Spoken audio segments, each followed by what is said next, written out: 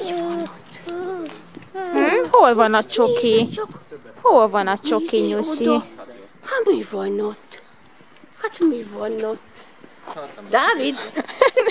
Nem jó fele mész. Mit hozott a Nyuszi neked? A Nyuszi hozott valami finomat. Oda nézd. Dávid, ott, mi van ott? A Nyuszi hozta Dávidnak. Hát mi az?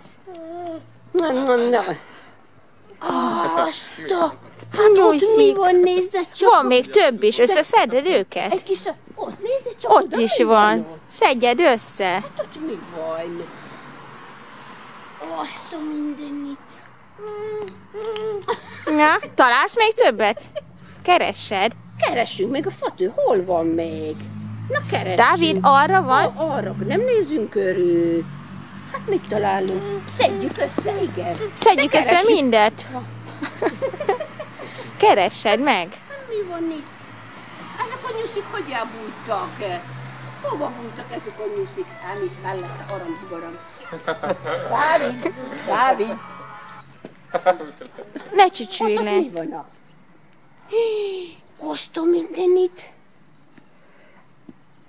Csak össze kell szedni azt a nyulit, megragadni a fülinél fogva.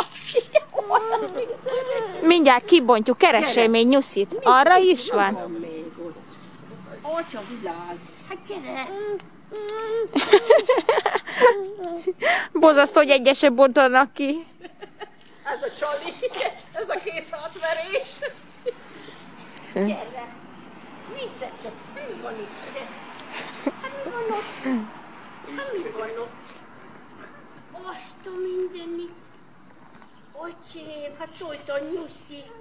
Hát apának meg anyának odaadj, jó?